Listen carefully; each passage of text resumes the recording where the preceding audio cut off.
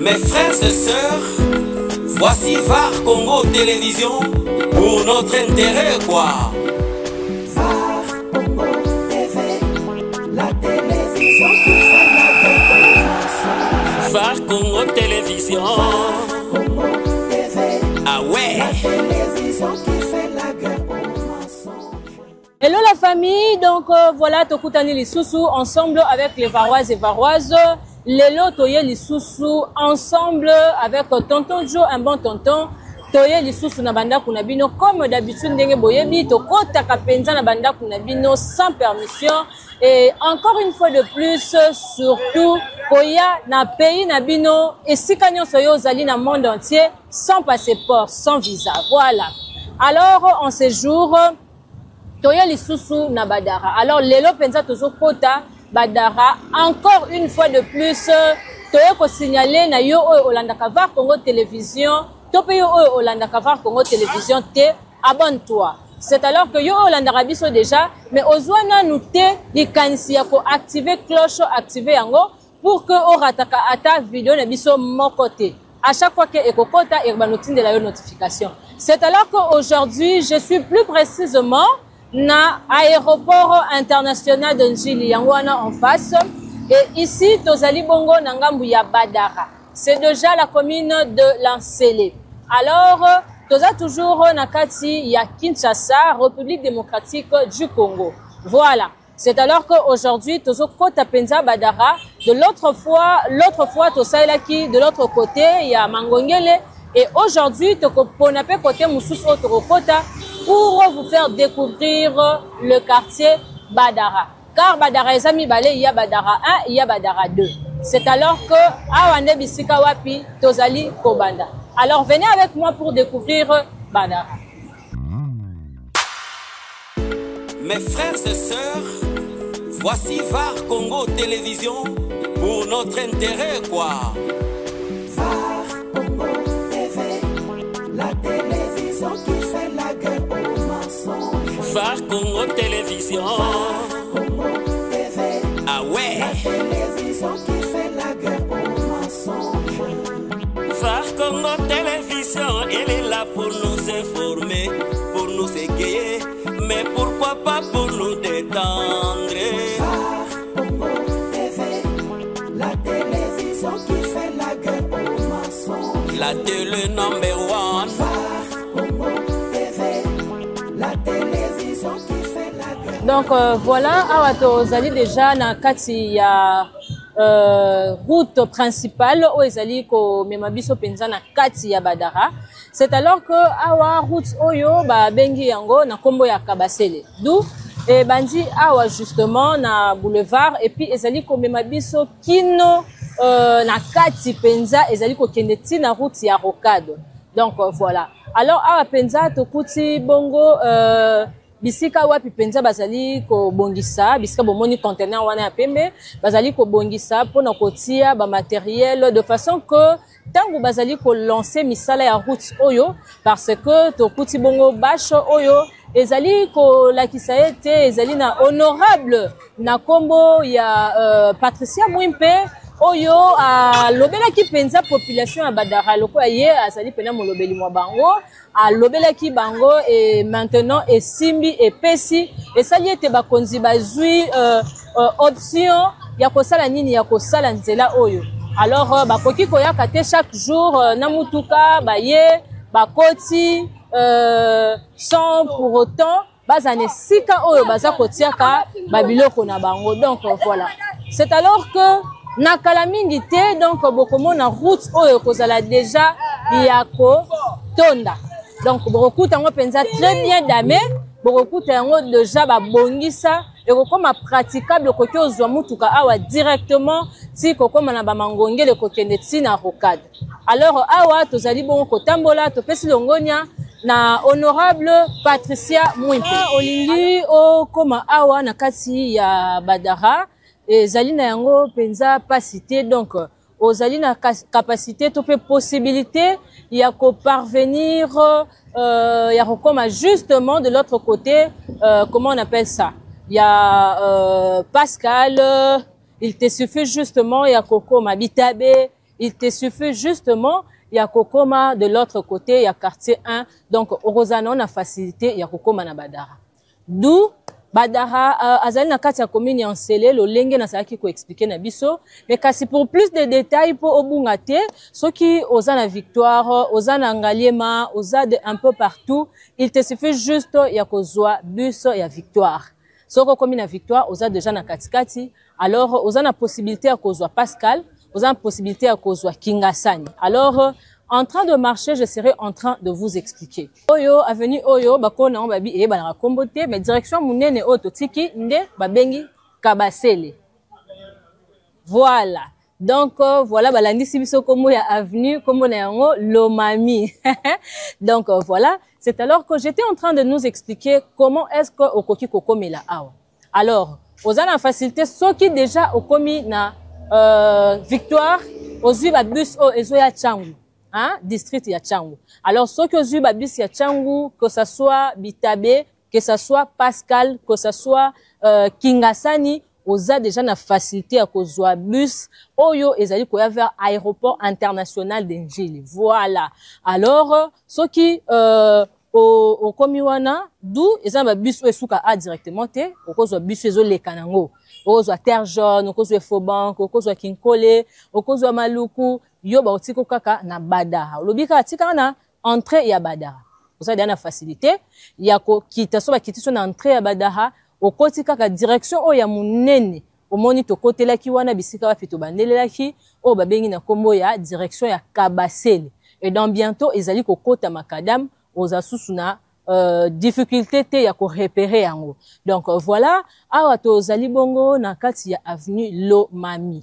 Nde tozali kokuta penza donc ba construction esi etongama avenue eza malgré que tokuti mwa bosoto na mur koto toyebite ezali lopango ya mutu, ezali usine, ezali nini, est-ce que bango moko nde mutu bayaka ko boaka ba déchets wana na libanda ya lopango na bango, on ne sait pas, ou encore eza batu ya ba voisin na bango toyebite awa biso sko tozali ko continuer na kati ya avenue Lomami. Voilà. D'où en marchant tokobeta bino pe lisolo malembe mukadu ndenge balobaka toujours lisolo ya Badara, hein. Donc ndenge kaka bozalaki na kati ya koyeba.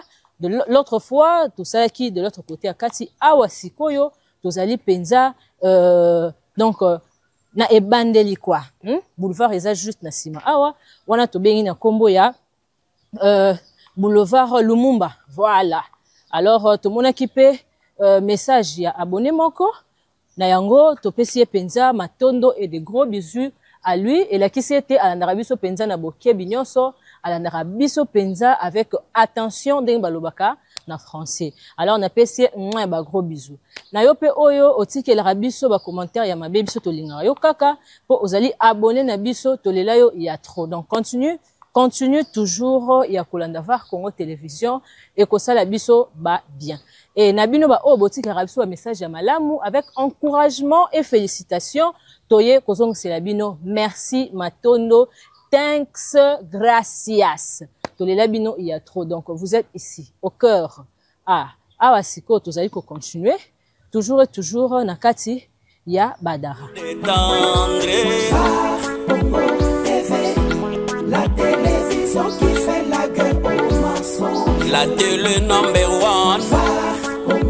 TV, la télévision qui fait la guerre aux mensonges.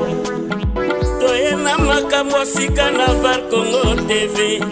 Ba émission to memeli bino kaka oyo bino bolela. Émission to yebe pa ito uta ama. Chronique musicale plus analyse et puis découverte. Var Congo TV, number one et dans les lieux. Congo TV, la télévision qui fait la guerre aux mensonges. Elle veut que la vérité. Awa sikoyo to komi bongo ko kota avenue Gombo, hein? Oyo avenue Gombo. Awa sikoyo tozali ko emprunter avenue Gombo na kati toujours ya Badara comme quartier, hein? Badara o azali quartier ya commune ya Nsele, hein? Voilà. Donc tozali commune ya Nsele mais na kati ya quartier Badara. Alors ce qui te lobito kende na moi ba détail sur ce qui concerne commune ya Nsele. La commune de Nsele est considérée comme une zone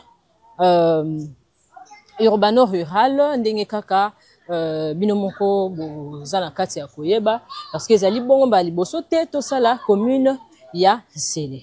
Et là tozali toujours na kati ya ko avancer na kati ya avenue Gombo. D'où comment on appelle ça? La commune est située na kati ya est, donc na partie est ya Kinshasa. Voilà. Alors développement naie ezaki marqué donc notamment par la présence du domaine présidentiel et des immeubles d'indépendance du mouvement populaire de la République. Hein? Toujours na kati ya avenue Gombo. Ah, tout ça déjà na numéro 17. Donc, tous allez toujours na kati ya ko avancer.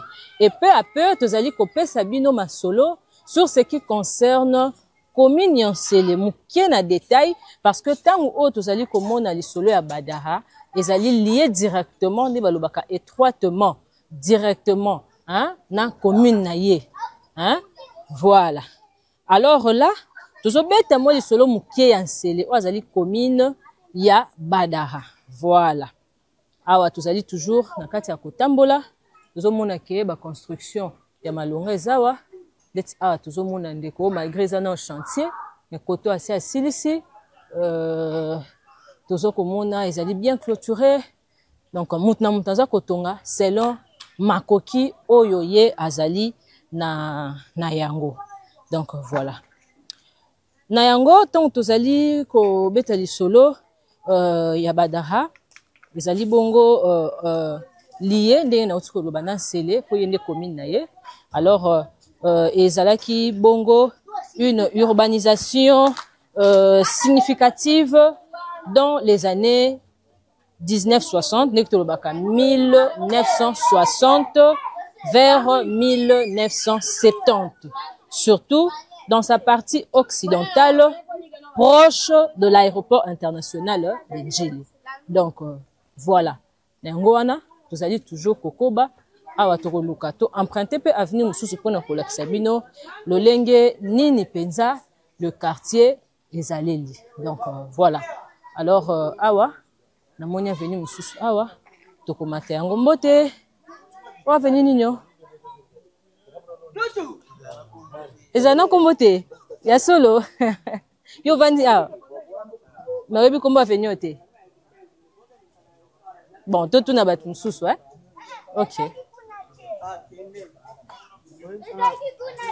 Alors, na kata otambola, neto zo mutu o ayebi kombo ya avenue oyo, ça va nous aider à repérer. Ya yambote, hein? Avenue o kombo loni. Mutavandi wana ye mode alobe ezara na kombo te. Voilà. Donc tozali ko avancer na kata avenue o ezara na kombo te ndenge papa na biso Tala Makambu. Papa na biso Kofi Ayemba abeta eloko moko apesi album kombo bor ezanga kombo. C'est-à-dire que kombo na ngoya ngwana bor ezanga kombo. C'est quoi venir autour ba kombo na ngoya la kombo te. Donc nous sommes en train d'avancer toujours na kati ya Badara. Mama Mbote, avenue kombo na ngoni. Oh wana Gombo. OK. Merci. Ah, Congo Kinshasa. Saint-Ange. OK. Avenue Zanga Kombo ezala raté. Donc avenue Nyonso ezala la Kombo. Le bande habitant au avandi wana attiraka attention te soit azamu paya. Donc avenue au Kombo nango Saint-Ange. Tant au sangisi ne sali Saint-Ange. Hein? Donc voilà, merci beaucoup ma chérie. Voilà, tozali bongo na avenue Saint-Ange, hein? Saint-Ange, tokoluka peut-être ba mikolo oyo bavanda na Saint-Ange kala, nde bakoko yebisa biso Saint-Ange euta wapi. Est-ce que ezaki na église moko to école moko to institution moko ya catholique ezaki koto yo ou ezaki ko sala ete avenue oyo komba Saint-Ange entre guillemets, soki tozu mukolo tokotuna.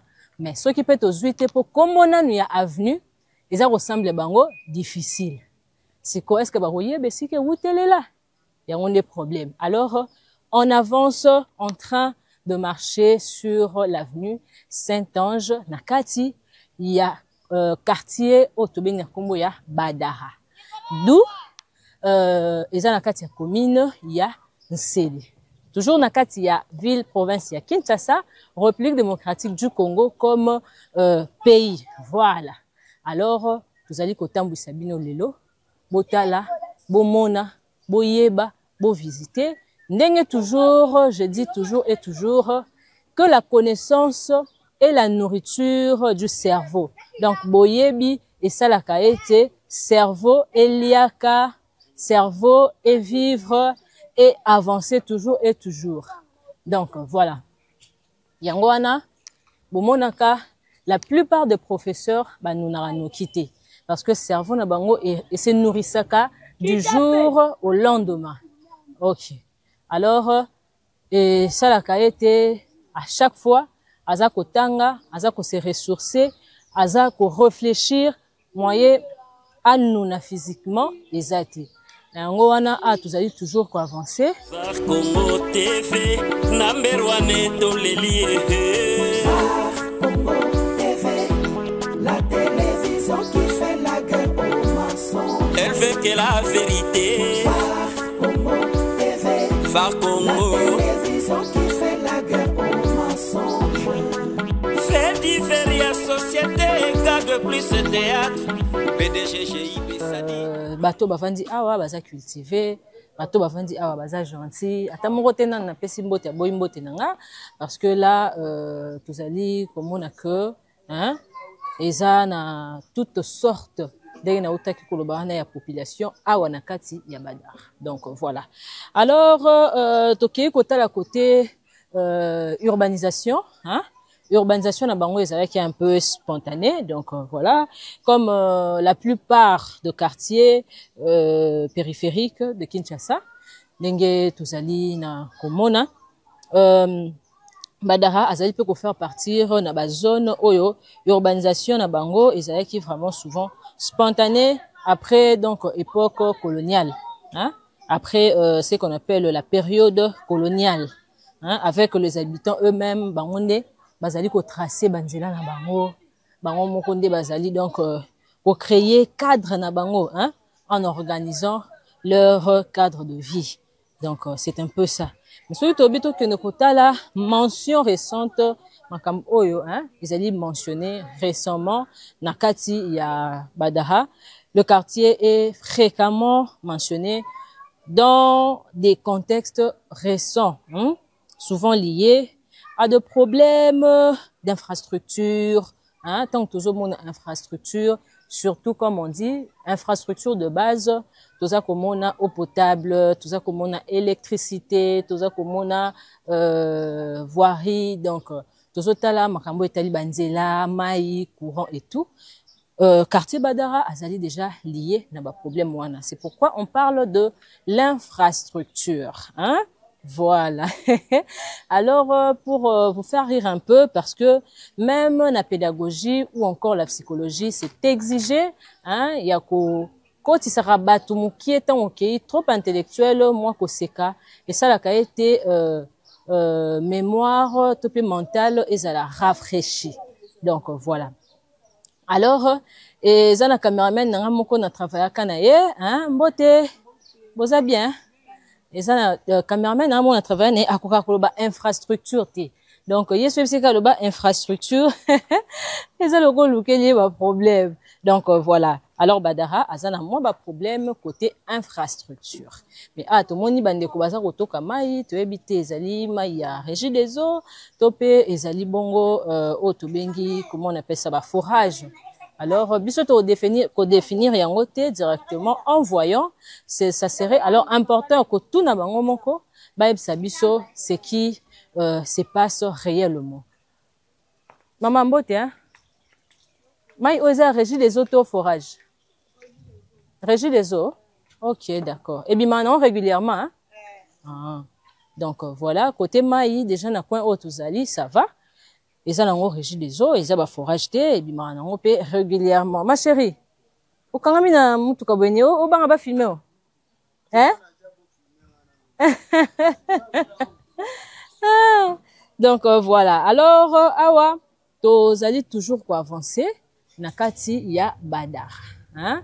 Voilà, toujours avancer, toujours na kati ya Badara tozali komona bongo ba construction pe ya sika oyo ezomona ke mutu auti kosomba azotonga mosusu pe peut-être asi atongaki me ateki nde esali ke mutu oyo aye na nsima na ye asala nini apesa pe forme oyo ye alingi. Voilà.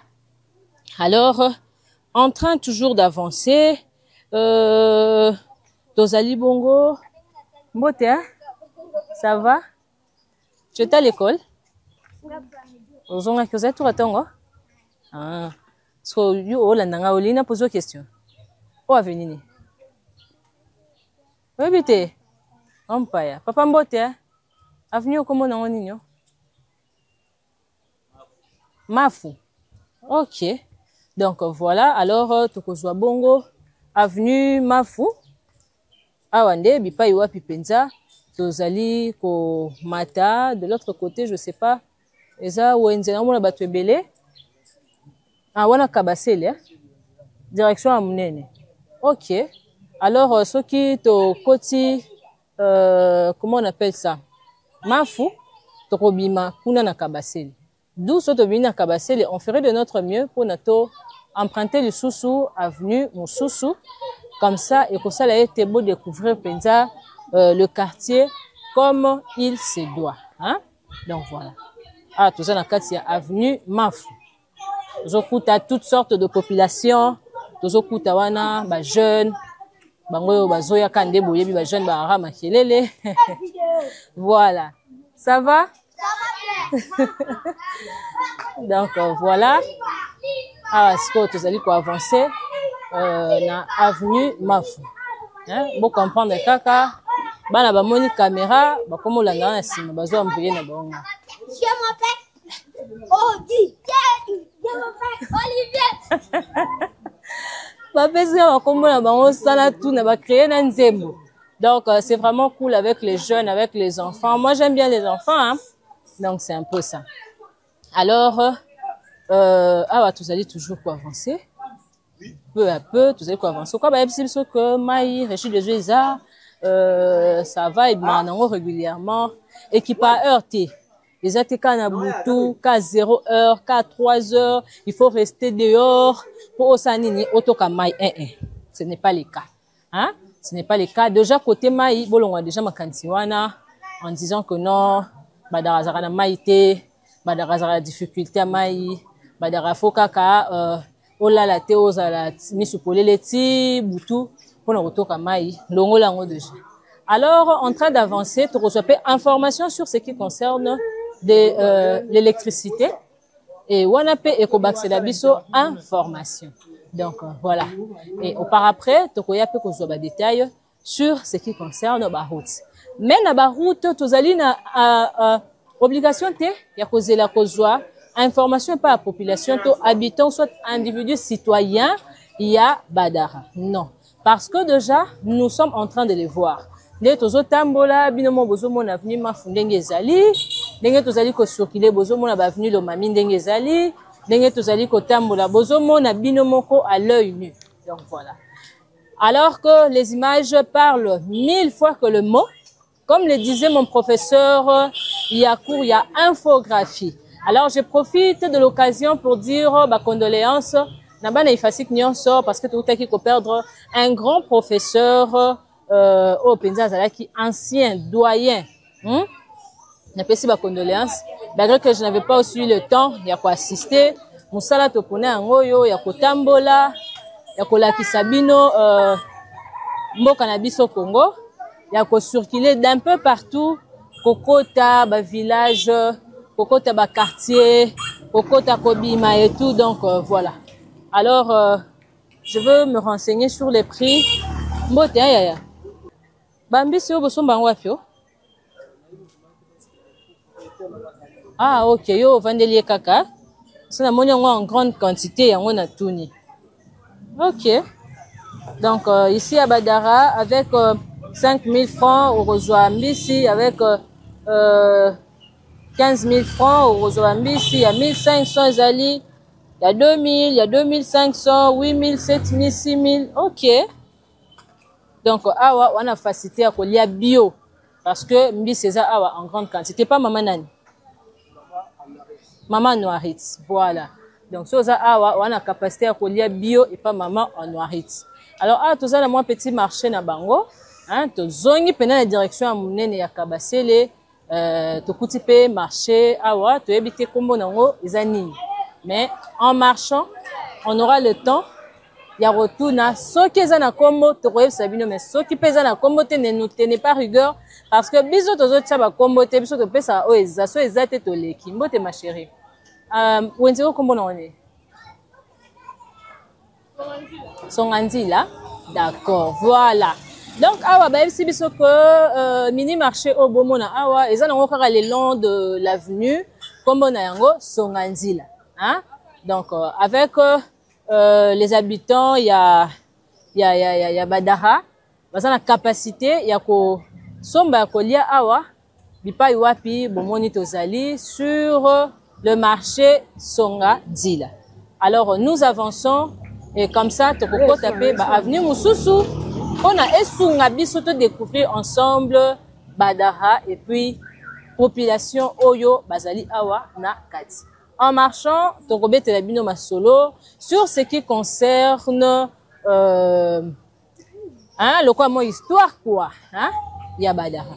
Alors nous allons préférer Erokat s'appelle Ngambouana à la place Yerosalela seulement ba avenue Oyo ezana Ngambu Oyo.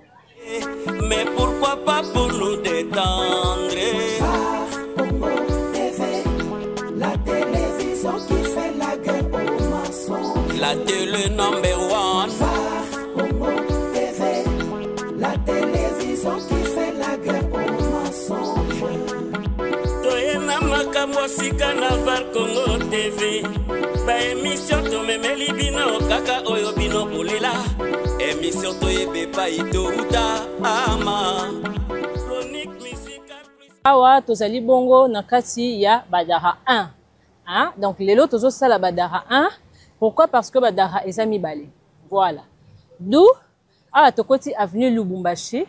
Toyoko lekape awa tomoni ndako ya mokonzi ya batatoli ya Yehova. Voilà. Salle du royaume de témoins de Jéhovah en français et en lingala. Voilà. Alors awande bisika pipenza babengi balabala Lubumbashi. Avenue Oyo ebengami na kombo ya Lubumbashi. Tomoni pe antenne ya courant. Là bah que le courant est en permanence mais à l'instant de ezati. D'où awa tozali bongo na Lubumbashi numéro 5 déjà na kati ya quartier Badara 1. Alors tozali ko avancer, tozali komona bongo ba construction ya malamu, ba construction ya kitoko, tozali ko remarquer donc tokobenga on une tranquillité d'esprit moko oh eza koto donc ozana facilité ya ko bota koto pe ko kolisa bana koto parce que tu trouver kimia au fait. Hein na kati ya Badara 1, moi na facilité ya route à classe, haya koti afandi a pemi à se rafraîchir, à jupetan ko lia ko se reposer parce que jusqu'ici les ka to moni salle du royaume, non to moni te awa ndaku, awa ecclesia, awa bar, awa hôtel, awa comment on appelle ça? Babiloko ezotiaka ba makelele ou dérangeaka mentalité topé intellectualisme parce que ceux qui aux 8 ans ya komesana na makelele moto ya mutu ekomaka na lenteur ya ko réfléchir. Voilà, le cerveau a besoin de se nourrir, le cerveau a besoin de se reposer, le cerveau a besoin ya ko respirer, voilà. Donc c'est pourquoi il y a des moments qui sont importants, très importants pour na kopema. Yango mona kabongo ordinateur basali yango na lolenge moko na cerveau ya mutu. Donc voilà. Mais kasi ordinateur azwaka temps soki a travaillé trop, soki a lembi, oh ma chérie. Pas comme ça, jouer lentement. Donc cerveau azwaka temps, j'étais en train de parler de l'ordinateur. Azwaka temps soki a travaillé trop, a kataraye moko azui repos, en veille, donc à côté en veille. Yé moko a mi pesi repos parce que yozo travaillé na yé sans couper ça y repos. Bon aussi qu'au cerveau ya mutu.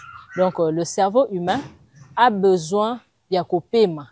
Alors ceux qui déjà a venu, ils ont comblé na 10 églises, ça permet pas au fait. Hein, comme moi je suis victime, sur mon avenue, il y a plusieurs églises nazali contre ba église, voilà.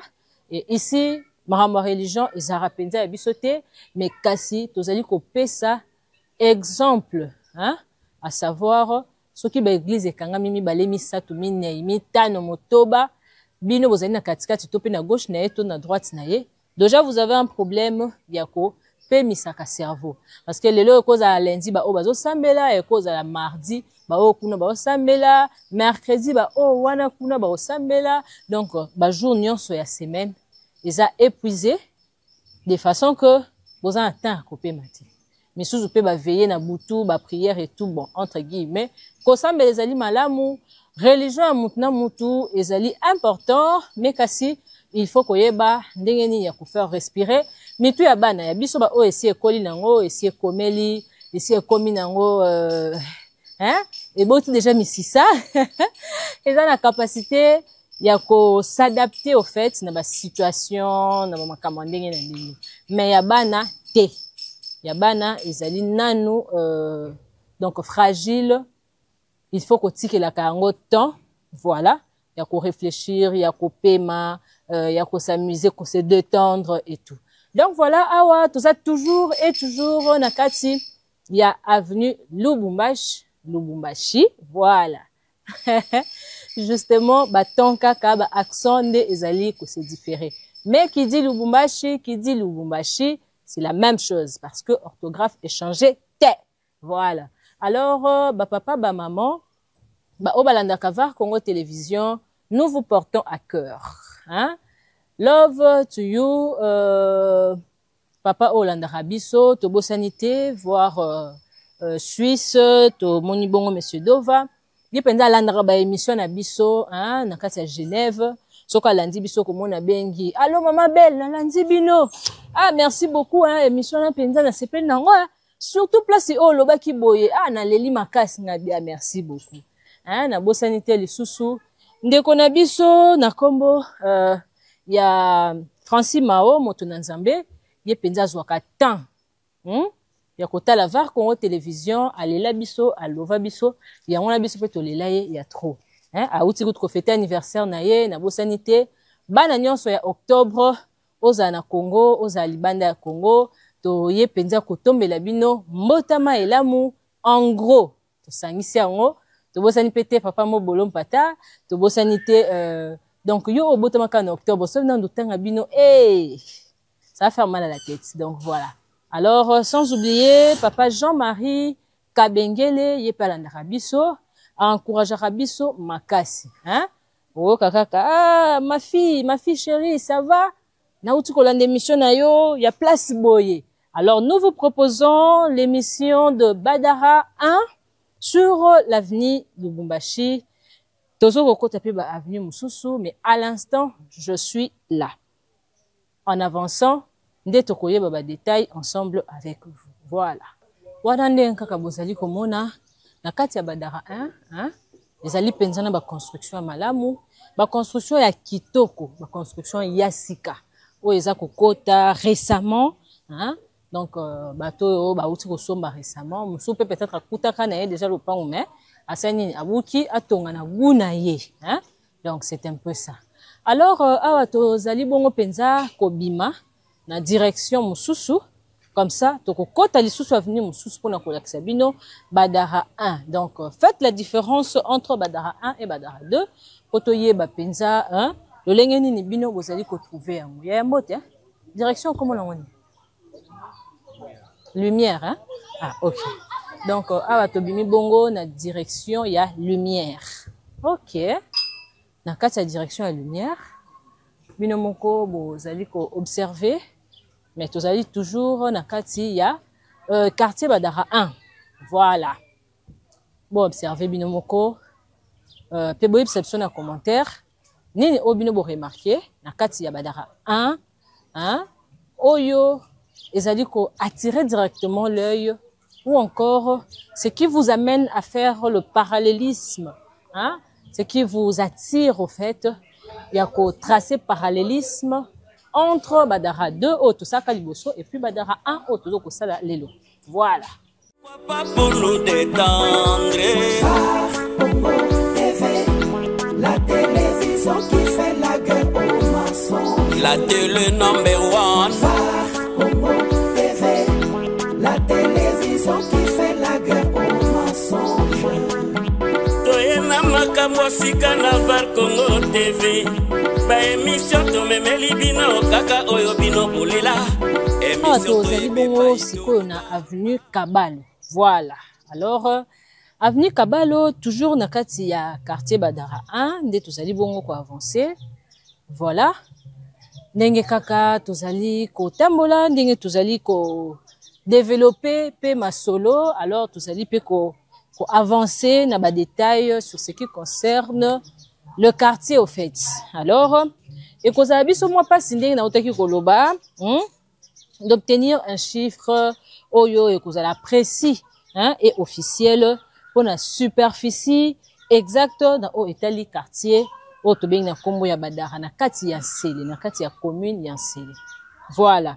Na yango wana les statistiques urbaines sont souvent fournies hein au niveau de communes ou de grandes divisions. OK. Mais voilà sikoyo masolo oyo tokoki kozwa le plus vite que possible na ba source oyo ezali intelligente wana tokomona mingi nde ya commune en grand.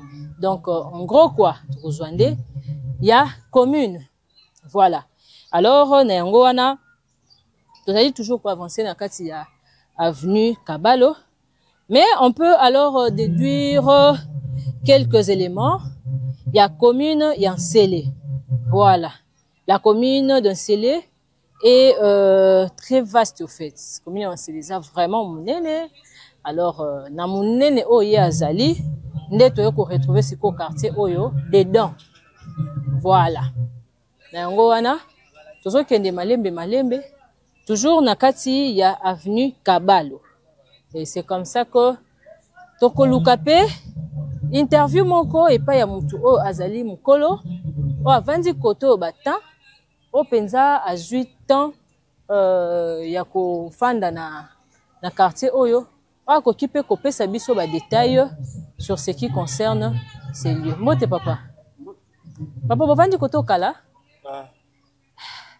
na yango wana siko toza pour ça ko zo mo ba détails sur ce qui concerne Badara 1 parce que bovandi a depuis mbulani. Depuis 2012. Depuis 2012. Le 2025. Alors, beaucoup de gens biso Badara bino en 2012, beaucoup de gens qui déjà créé, to bino boya qui zaki zamba tu zakini. Beaucoup déjà créé, mais bazara qui assis par là. Wana na koko cha micro Comment comme toujours beyo kana bolobi. Tokutaki déjà construit, mais bazara qui par-ci par-là. OK. Donc banda ko zaki espacé quoi. Espacé oui, bazaki espacé. Bazaki ndenge bazalelo été. Na côté oyo bazo benga kafufu ezaki zamba na zamba. Ata mutu moko azalaki te. Et puis ata banda ko mususu tozomona na ba clôture ezalaki te. Bayo ko tonga kaka soki na ba 2015 2017. OK, si qu'on a kata Badara awa, toujours retrouver la plupart ya net ya colonies. Oui, plupart ya bikolo ya baluba na bantu ya bandu. OK. Si ko ndenge tozo tala papa ze colonies. Nganza muluba. Na boya kisiko ngane na bimisa ke papa za morphologie baluba. Alors na Chiluba to pesa mbote ndeni. Parce que Wetwaou, Betwabu, c'est ça. Siko so nga na pesi papa Wetwaou. Bino bo répondre ndeni. Wetwaou. Parce que pona tuna boni santé na olobani. Bishibukola bwa mubiji. Nazo meka bishibukola bwa mubiji. Once comme nous pour répondre boni. Toi tu dis bimpe. OK. Tu dis bukol. Hein? Tu dis ni bukol. Ah d'accord. Alors na yango wana sikoyo ndenge bovandi awa na kati ya Badara. Bokoki un peu ko betela biso lisolo ya survie awa sur électricité, mai, banzela et tout. Na Badara toza pasi ya makasi. Concernant l'otiliki ou bien courant, courant eye ka mikolo na ba eneo elandani. Dete bandi komona ka mamba courant ya bongo. Eza Badara mobimba? Eza Badara mobimba. Ande Yaka chaque jour. Yaka chaque jour te ezaka nani délestage wana. Délestage en ça combien de jours? Ça a 2 jours ya courant, 2 jours ya délestage. Et puis normalement, quand on est souvent ça m'a côté nani badale ban et après ça wana. Bon, na katikati wana le courant est continué et c'est limité quand na katikati ya mais partie mususu ya badala wana ezaka mulili na mulili. Wana soto comme na Badara de kuna. Na Badara de ata na Badara 1 ao. Courant est comme partout est comme partout c'est limité quelque part. Merci beaucoup papa to sepeli penza na intervention na bino na yango wana to tondi bino botondi. Donc OK nzela soki likambolo bezali au fur et à mesure tozo tambola bokoki ko ebete sopeli solo na mayimatali nzela po eza na kati ya voirie na kati ya infrastructure. Oui, makambo ya nzela toza passe mingi parce que nzela eza moi un peu bien na temps ya elanga o. Mais tango to koma na temps ya mbula nzela kozala passe ata mituka po ekoma kuna na suka e okoma lisusu te. Okomona ka ba poto ba mabulu ba mituka ekobanda ko débriller nzela po bakoma ata bato baza kuna ezala moi un peu difficile. OK donc awa avantage ya ko circuler za mingi na elanga.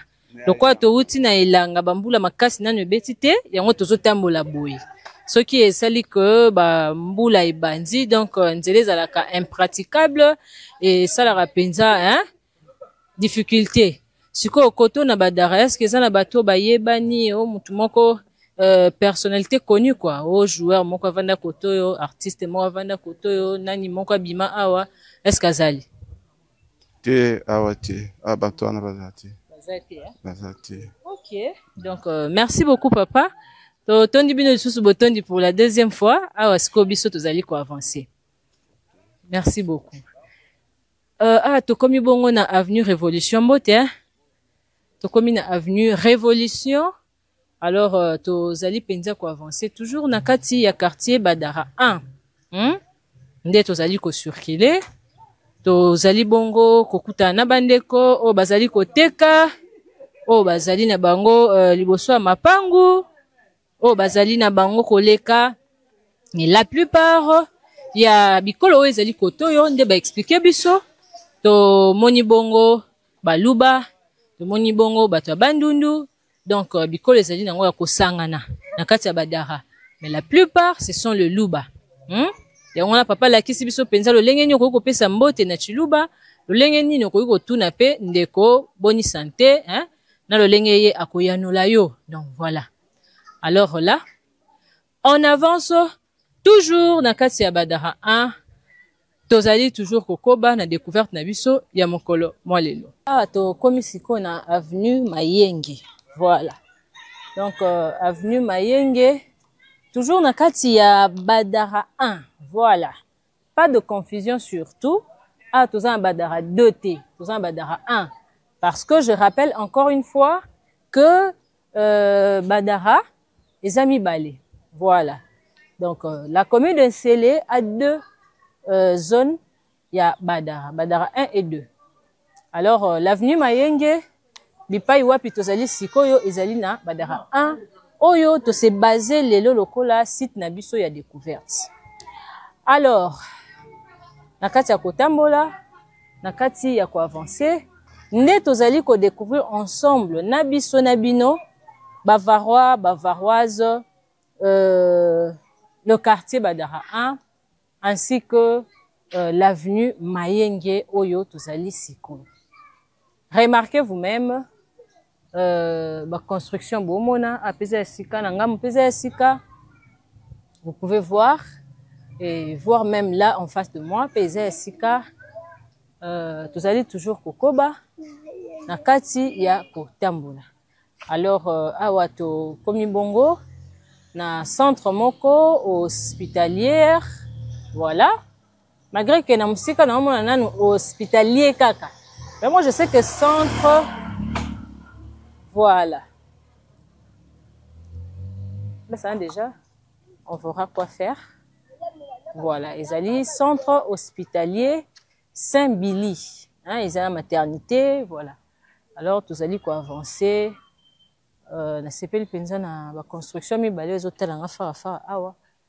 Donc la construction est propre mais est simple. Donc simple mais très propre et très beau à voir. Voilà. Alors awa nde bisika wapi penza toye kokwea lisusu na direction mususu. Ya mbote direction comment on est ça venu to direction Kananga. OK. Donc à tokwei bongo na Kananga. Alors pour tracer nzela soboé en voyant Kananga eza ko faire penser biso makansi ezonga na sima to penser lisusu na avenue to lekaki liboso to lekaki Bandundu to lekaki Mbandaka asiko to komi na Kananga. Donc si nous comprenons bien ba avenue na bango ebele ezali ba kombo ya ba province ndenge nazaki kobeta lisolo. Alors awa penza tozali ko continuer toujours na kati ya découverte na biso na kati ya quartier Badara 1. Voilà. Alors le quartier Badara 1 na kati ya avenue Kananga nyamo bomo na ba moto ndenge ezoleka donc eza moi zelu koto nyonso eza zelu makasi. Alors ba moto bazoleka vraiment na difficulté, ce qui prouve que ceux qui mboule beti awa ekozala lisusu mwa matata quoi, parce que mbula soki beti avenue kotonda mai boleka na bino mama biga boleka. Voilà, soki mbula siko ebeti awa ekosala ete quartier esa nini etonda tango ekotonda potopoto kotelema tango potopoto kotelema ekokoma mwa pasi pona ba oyo bazali kotambola awa surtout ba moto les bus et tout. Na yango wana tomoni kuna ekiti mwa ndambu mais tozali toujours ko avancer. Mitukeleka nango to solo la mukena ba mama bongo to leka na biso nzila mbote ba mama mama na kufa ndana pema.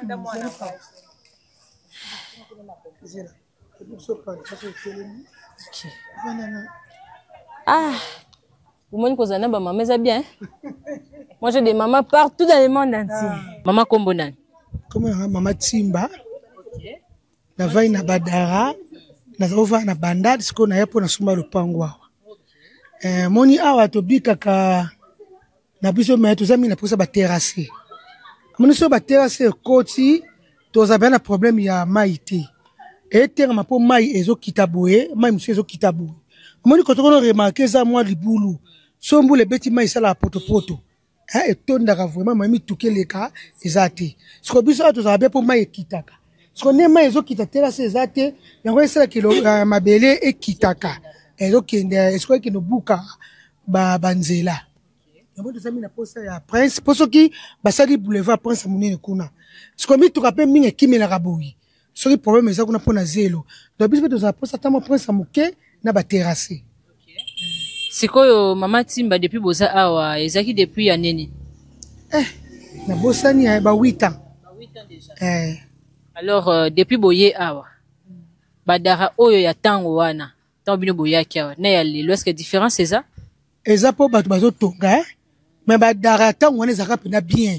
Malgré bato batongaka mingi te. Mais ezalaka bien, mobulo ezalaka te, bakuluna te, kokotela bato te. Mais si on échanger pour bana ngope mi bakela ba ki soda. Bakeke ki soda mais échanger pour bakolo mapangu ba ye. Bazo bongisa mapangu ndo moni ke comme siko bien population pe ye, to comme bien mailo ke tungisa soka ka nzela terrassé.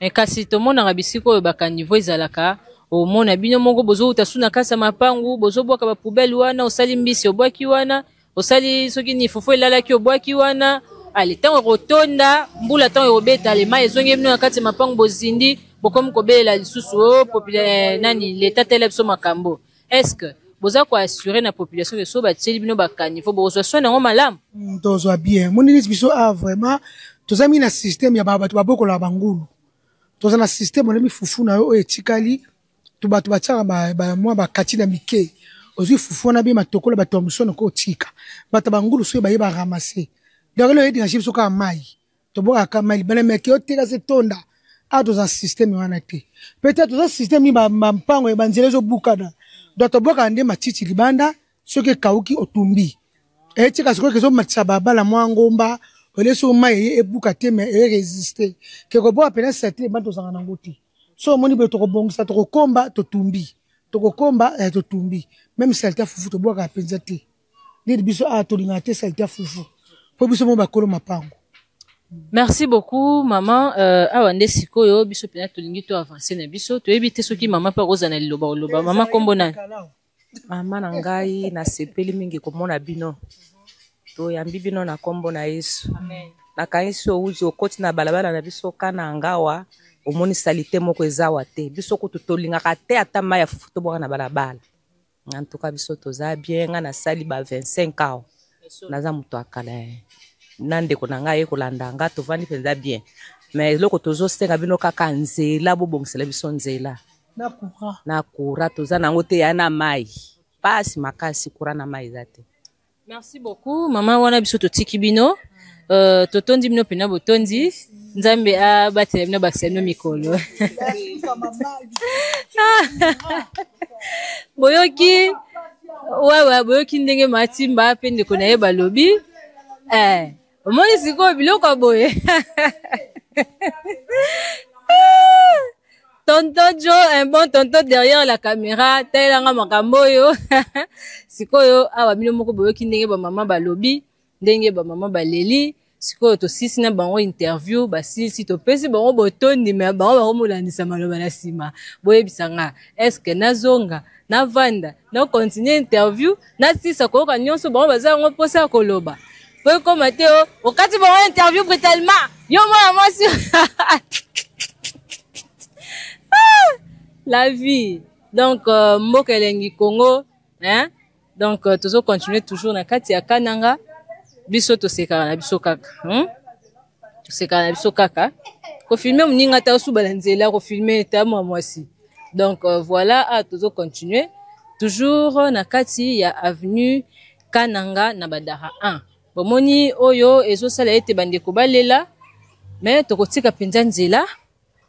Tokotika penza nzela.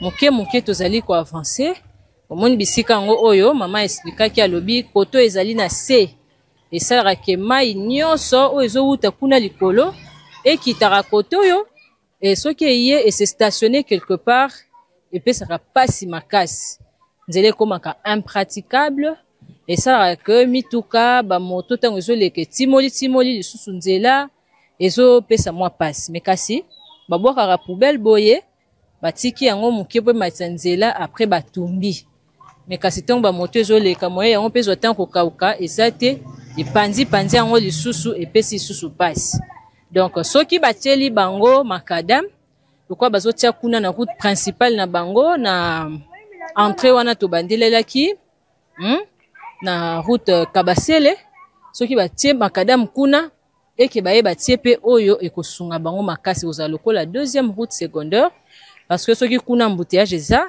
moko mituki kimaka kotoyo soki kuna nzela eza impraticable mo ba moto ekimaka kotoyo et sûrement bozomona ngo bino moko nde mo tozotika nzela mpona kotika ba moto eleka na pression nyonso mpona kokima zelo.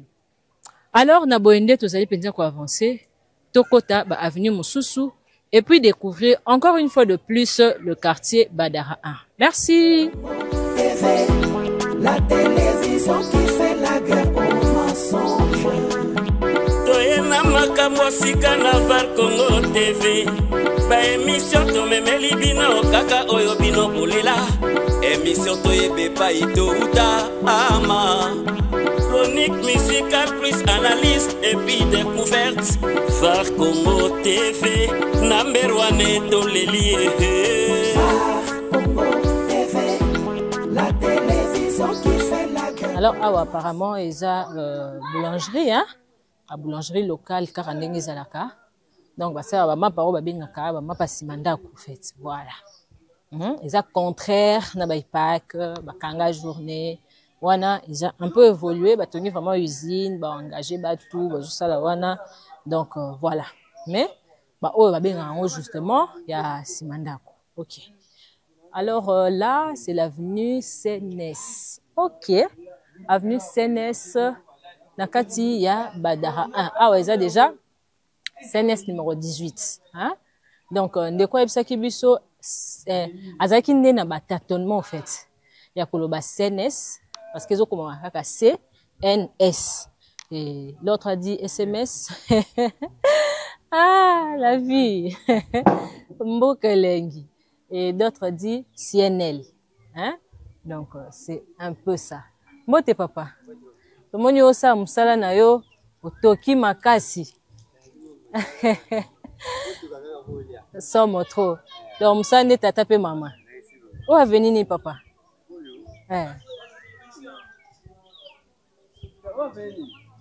Oh. Mbandaka. Ok, merci beaucoup. Bon travail. Donc, à Tokoti Bongo, avenue Mbandaka, toujours na kati ya quartier Badara 1. Donc, j'insiste, pourquoi le quartier Badara, qui inclut des zones comme Badara 1 et Badara 2. Hein? Donc, c'est probablement développé et structuré de manière significative, au fait. Hein? Pendant ou après la vague d'urbanisation des années 1960 vers 1970, ok, qui a touché la commune de Nsele et a continué à croître dans le cadre de l'extension progressive de la ville de Kinshasa. Voilà. Alors, awa toujours na kati ya Mbandaka, tozali ko avancer. Bana badara bali ko bunda trop, eza ndenga baje na bino to ndeni. Baje ouais dike. Donc yo mo amko dike mukolo. Ah bon classe moko. Donc yo ndo kola ate yesko kola mai to babongo. Ah les enfants. Alors bito bunda te to ça va jeter na éduquer. Waouh. Ah voilà ce que tozali ko avancer. Tozotambola na biso malembe nde tozali bongo kobeta masolo na maematali le quartier Badara. Na ote awa tokomi bongo na centre de formation professionnelle et métier. Je suis sûre que les ali parmi ba centre il y a ministère, il y a formation professionnelle et métier. Alors ezali centre la confiance. Voilà.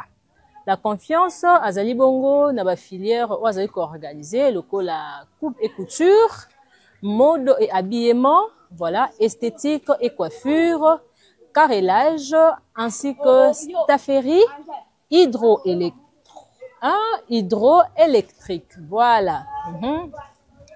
Mais kasasuki wana te, azali pe na boulangerie et pâtisserie, voilà. Azali la cordonnerie, azali la maçonnerie, froid et climatisation, azali les sources de la mécanique auto ainsi que décoration événementielle, restauration, et hôtesse d'accueil. Voilà. Alors, wana penza, tozali toujours pour avancer. Et quand on parle de la formation professionnelle et métier, tozali bongo komona ADEF, hein, Elder et Yale.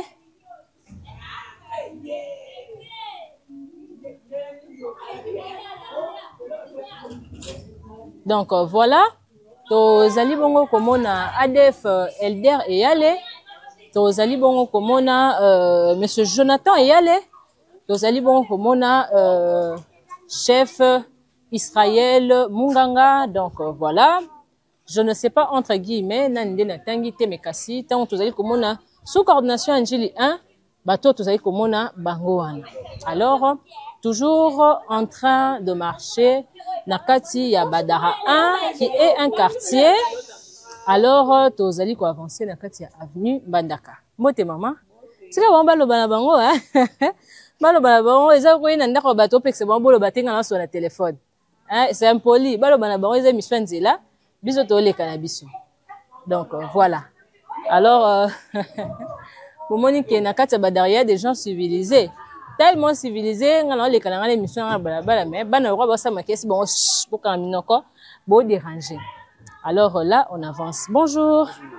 Alors, on avance toujours na kati ya Badara 1 comme quartier, avenue Mbandaka dans la commune de Lansele, ville-province de Kinshasa en République démocratique du Congo. Alors, on préfère to maintenant boye et puis kuna liboso so to moni nzale ko so so to zonga boye to ko découvrir pe ma côté kuna. Alors, ceux qui te lobi to kende na o Italie genre, comment dirais-je, étendu, il y a Badara, hein, Mobimba, Topé Badara 1. Alors, ekozabiso, moi pas si, y a ko pesa pende superficie na yango, na lolenge sengeli donc le Badara 1 yemoko, à Zalibongo, pour mesurer autant de mètres ou autant de mètres carrés. Ekozabiso, moi pas si, na yango wana, ce qui tobi, tobeta lisolo ya superficie et comme ma biso peut-être na Badara Mobimba na 1 à 2 inclus ou encore et comme ma biso na Sele Mobimba comme commune. Alors tokoluka to se renseigner d'abord sur l'avenue Otozali toyeba tokoti bongo avenue nini et par après toko avancer na ba détail oyo etali le quartier Badara 1. Voilà. Mais na maimatali commune ce qui to lobité Badara ezali ko mesurer autant ou soit epesi biso yango te parce que koluka yango et ko senga ozwa peut-être ba information na yango na bureau du quartier ou encore quoi d'autre mais sur des sources intelligentes ezana ba biloko mususu oyo ezala raté mbote ya o veni nino lumière donc tozongi sous na lumière hein. Donc, avenue Ango, eza un peu ndenge. Alors, toko quitter penza moi mouké lumière parce que to salela ki yango déjà. Toko kota oyo. Ouais. To koti oyo, to bimi kuna liboso, ça va nous aider alors à avancer. Na yango wana, toko luka pe lisusu koyeba awa tozali bongo na avenue. Mbote mama. O avenue nini? Ah. Oh yo lumière, oh peka lumière, oh nde couloir à lumière. Donc avenue lumière nde yeyo, osko couloir. Soso to bimi kuna to kwe na avenue nini? Bandundu. Ah ok, merci beaucoup hein. Voilà. Alors na couloir ya lumière to kuti bongo pe fondation Marley hein? Marley Bumba. Voilà. Polyclinique de la bénédiction. Voilà. Alors, awa, tous allons bongo ko avancer. Nous les cannabis sont là. En kata kotambola na biso nde toye kokwea na clinique oyo bomoni na kombo ya Marley Bumba. C'est alors que tous allons bongo kotambola po ete tokende kokwea sikoyo na avenue Bandundu. Tout le monde qui bongo avenue Mbandaka, voilà. Toyoko na avenue Bandundu, ce qui vient déjà pour interpeller nos consciences. Tozali komona bongo ba avenue na bango, mais sous tozali na ba kombo ya ba province, hein? Mais sous tozali na ba kombo ya ba province, malgré que Bandundu n'est plus province parce que ba kabolaye et comme on a 3 parties, oh tozali komona Maindombe, tozali komona comment on appelle ça, Kwango, tozali komona Kwilu. Donc voilà. Alors là, on avance toujours et toujours. Ndeto yo koko ya bongo na avenue Bandundu. Mbote papa. Voilà. Awa toko na avenue Bandundu. Mbote ba papa. Alors tozali sikoyo na avenue Bandundu. Tozali déjà na numéro 15C. Voilà. Bonjour. Vous allez bien? Voilà. Alors Petokouti, maman na lopangu. Yemo na pesa construction asika. Eza kitoko. Donc, batonyon pendant na kilelo, on va bien à la toiture nigérienne, hein, la blé. Donc, kilelo na kilelo, toujours. Voilà, nous sommes en train d'avancer na Katia Badara 1, ensemble avec tonton Jo, un bon tonton, comme je dis toujours. Awande penza bisika pitoé penza ko découvrir le quartier Badara 1. Quand je rappelle, les alliés pona kozongi ça peut ko rafraîchir mémoire ya bay oyo bakuti émission na katikati peut-être akutinde ndeko JP izolo azalaki kotala atango na TV à partir ya Angleterre ndeye pa eko kwea wana mais kasi azo comprendre que oui ezali découverte thématique ya émission eza découverte oui mais kasi azali ko comprendre te bazali nde wapi bazaka kotambola balobi avenue Bandundu mais azoyeba te penza bazali esika nini et moi tozali ko rappeler de temps à autre pour vous faire comprendre que awa tozali bongo na kati ya quartier Badara 1 voilà oyo ezali avenue Bandundu nde yango tozali penza ko circuler en avançant malembe au fur et à mesure tozali kotambola nde bozali ko découvrir ba quartier bozali ko découvrir ba avenue ya quartier Badara 1 ainsi que ba construction nango et aussi population oyo bazali na kati. Merci. Phare Congo Télévision, elle est là pour nous informer, pour nous égayer, mais pourquoi pas pour nous détendre. Phare Congo TV, la télévision qui fait la guerre aux mensonges. La télé number 1. Phare Congo TV, la télévision qui fait la guerre aux mensonges. Toyena makambo sika na Phare Congo TV. Ba émission to memeli bino kaka oyo bino bolela. Émission to yebe pa ito uta ama. Chronique musicale plus donc voilà awa to komi bongo na tinali ya Kananga. Awa sikoyo tozali ko se diriger vers une autre avenue. C'est alors que tozali toujours na kati ya Badara 1 et na yango to ko sepela penza ko zonga moi mukie pour être topé ça pe ba détails sur ce qui concerne superficie. Donc voilà. Alors les données démographiques de la commune de Lancélé basées sur un support datant de 2013 et Zali Bongo Penza a mentionné que le quartier Badara Tolexa voilà, tous les canaux awa, ça ne nous permet pas vraiment de bien circuler les âmes de la moukier, mais mituka, ebele, ba moto et tout. Awa, je suis sûr que tous la direction mnene, hein? Le Seigneur se penza kotuna, yaya, mbote, direction au Kombo on est. Ok. Awa, c'est sûr, tous la direction mnene. Papa Mbote, au direction comment on est? À Kabasele. Donc, tout le monde Kabasele. Si tout le monde boye, quand on dit là, malheureusement,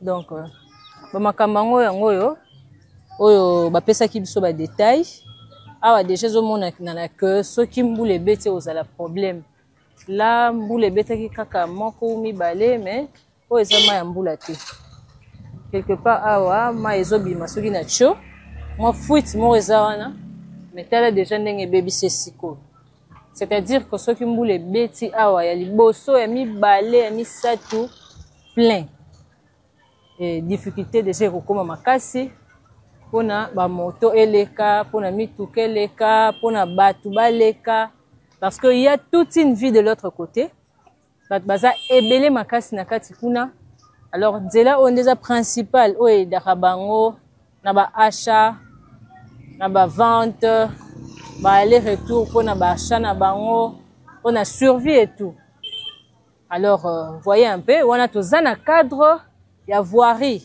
wana tozomona baroute mbote papa voilà donc toujours na kati ya rubrique na biso infrastructure nde tozali kobeta masolo oyo bino moko bomona donc difficulté ekozala mpenza makasi soki bambula ebandi awa alors na yango wana tozali toujours koavancer tozali bongo sikoyo na direction ya monene kombo ya kabaseli na yango wana bino moko boconstate tozongi na direction oyo po boconstate lolenge nini mpenza bamotard baza koleka ana difficulté makasi donc zelo eza mpenza zelu mais ezopermettre na bango te mpenza na kocircule malamu sikoyo soki kaka mbula ebeti awa oyo balobaka mvula ntango kaka mvula ekobanda konoka awa toyeba ete difficulté kozala makasi difficulté kozala mpenza makasi mpona kopratike nzela oyo ekokoma vraiment difficile na yango wana bino moko bozotala bino moko bozomona lolenge nini mpenza nzela yango ezosuki mais so oyoki kaka mvumvu na nsima oyoki kaka so ya moto tika deja nzela oyebi te akoyala nzela nini omoni balekaka ti awa balekaka pembeni ya bato alors eza mpe deja mwa biloko ya kodéconseiller bana classe bazoleka awa donc eza mwa passe bamapangu mpe eza wa bana ya mike bazali donc c'est un peu difficile mpona bandeko oyo bazofanda awa mais kasi lokola deja bakonzi basi bandimi kosalela bango makadam alors bakokisa kaka ndenge bazwaki mokano ya kosala makadam kobanda kuna na kabasele kuna na boulevard ekoti boye ntima ngongele matiti rocade ekosunga bango mpenza makasi alors venez avec moi po toluka avenir mosusu to exploiter yango bomoni biloko yango na oloba yango donc c'était vraiment important ya kocirculer mpe sur route principale à part baavenue mpona kolakisa mpenza lolenge nini mituka ezali kosouffrir awa to mpe bamoto quoi voilà Chronique musicale plus analyse et puis découverte Var Congo TV number one dans les lieux Congo TV, la télévision qui fait la guerre aux mensonges. Elle veut que la vérité les données démographiques de la commune de Lancélé basées sur un rapport en 2013 wana nde oyo biso tomoni ekasi ya 2025 nde tomoni te et totrouve mpe te moto oyo akoki kopesa biso badétail sur yango alors on vous donne tout justement les informations ya source intelligente oyo biso totrouve c'est alors que yango ezali komentionne boye ezali komentionne que le quartier Badara est divisé en deux. D'où Tosokomona Badara 1, avec une population estimée à 6,354 habitants. Ok? Alors, ce qui est na Badara 2, avec une population estimée à 9,357 habitants. Alors, ces chiffres représentent respectivement justement 2,0% et 2,9% de la population totale de la commune de Lansele à cette époque. Donc, il y a l'élo 2025, on a des monité. C'est-à-dire que pour conclure, superficie à Badara, Ezali Penza documenté publiquement, en étant une, comment dirais-je, en étant une composante de la vaste commune de Lansele, hein, le quartier Badara, un topé D, d'être aux alliés, Kotambula, un début aux alliés, Komona, ils allaient justement représenter une portion avec une population significative, hein, plus de 15 000 habitants, on a depuis 2013, voilà. Mais dont la taille physique est proportionnellement faible par rapport à l'étendue, hein, totale de la commune, qui est majoritairement rurale. Voilà. Nangoana, tozali penza ko avancer toujours na kati ya commune ya Nsele, plus précisément na Badara 1, au penza qui site na biso ya découverte ya Mokolo Mwalelo. Et là, tozali komona bongo de personnes connues, surtout bito simba côté ya ba personnes connues, ya quartier au tozali Badara 1. Batu oyo bakoki ko citer comme de personnes connues. Awa na Badara 1, beaucoup plus, ce sont de personnes locales, hein?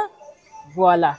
Alors, tant que tout le monde a la personnalité locale, wana bazali peut-être ko citer les biso, les acteurs communautaires de la société civile. Voilà. Donc, leader, il y a ba association locale, nango wana tout le monde a par exemple le la ONG Dina, hein, le la ONG JDI. Voilà. Donc, c'est un peu ça. Et là, baza ko mentionner na ce qui concerne l'actualité, quoi. Hein? Et une association de jeunes volontaires, voilà, du quartier Badara 2, on a basé à Badara 2, qui œuvrent pour le développement de leur entité. Hein? Donc, leader wana baza ba figure clé, hein? Il y a ba initiative, il y a développement communautaire. Donc, c'est un peu ça. Mais ce que to zeli, to mona ono actrice, peut-être comédienne moko boye avant de raconter wanande te trouver te. Ce que to zeli ono joueur moko tel il y a des années, il y a époque coloniale, soit ce qui y a tant Mobutu, il y a tant Kabila les pères, zaki ko vana koto yo wanande te trouver te. Voilà. Et la plupart de personnes au toyoki on a koti koto yo tozo kamingi on a koti koto yo depuis 2012, na koti koto 2000 boye, voilà. Et là, ma personnalité politique oyo bakoko tangi la biso koto lié à la circonscription, wana des figures politiques peuvent avoir des liens avec le quartier Badara en y menant des actions sociales, hein, ou en étant originaire des Nsele, voilà. Surtout qu'il y a originaire des Nsele, donc on bito kende na o ezo kotala peut-être na o eza kotala peut-être commune Mobimba nde tokoki kozwa ba détail.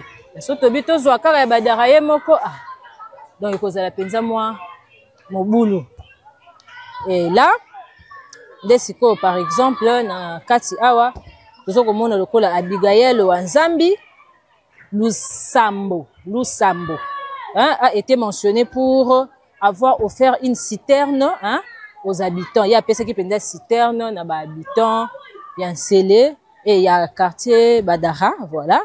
Le municipal ba cité, hein, ba cité siko lokola personne connue, mais ils sont local.